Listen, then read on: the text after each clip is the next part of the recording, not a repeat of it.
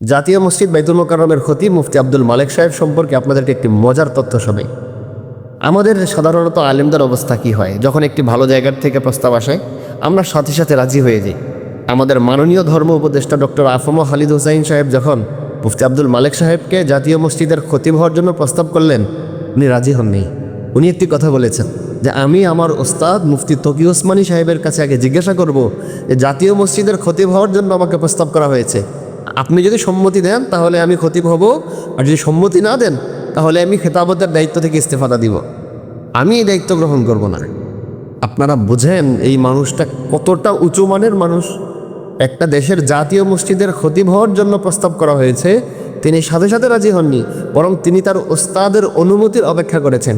ওনার ওস্তাদ মুফতি তকি ওসমানী, যিনি পৃথিবীর জাদ্রেল আলেমদের অন্যতম, যিনি পৃথিবী বিখ্যাত শ্রেষ্ঠ আলেমদের অন্যতম, মুফতি তকি ওসমানী সাহেব যখনই অনুমতি দিয়েছেন যে হ্যাঁ তুমি জাতীয় মসজিদের খতিব হতে পারো, তারপরে মুফতি আব্দুল মালেক সাহেব তিনি জাতীয় মসজিদের খতিব হয়েছেন।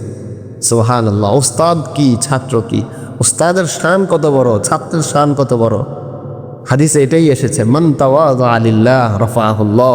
যে ব্যক্তি আল্লাহর জন্য মস্তক অবনত করে, যে ব্যক্তি আল্লাহর জন্য নত হয়, আল্লাহ তাআলা তাকে সম্মানিত বানায়।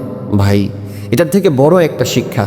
মুফতি আব্দুল মালেক সাহেবকে বাংলাদেশের মানুষ চিনত না, অথচ এত বড় একটা ডায়মন্ড, রত্ন, এটা সারা পৃথিবীর সব আলেম জানে, কিন্তু বাংলাদেশের মানুষ তাকে চিনত না। কেন চিনত না? উনি কখনো মিডিয়ার সামনে বসেন নাই, কোনো ছবি তোলেন নাই, ভিডিও করেন নাই।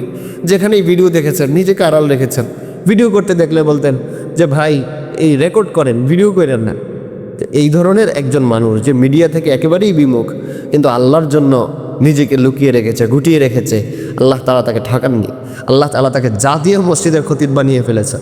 এই জন্য এ ধরনের আলেমরা আমাদের জন্য রহমত, এই ধরনের আলেমরা আমাদের জন্য আল্লাহর পক্ষ থেকে নিয়ামত, ওদের কদর করা উচিত। বাংলাদেশে এমন মুফতি আব্দুল মালেক সাহেবের মতো বড় বড় আলেম অনেক আছে, অনেক আছে। আমরা তাদেরকে গালি দিয়ে ফেলি, চিনি না, গালি দিয়ে ফেলি।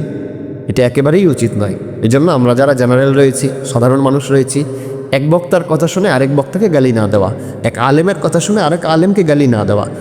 ওই আলেম, সেই আলেমের কি ভুল হয়েছে, কতটুকু ভুল হয়েছে, এটা সে বুঝতে পারে। আমরা গালি দিব না ভাই। আল্লাহ তাআলা আমাদের সবাইকে বোঝার তৌফিক দান করুন।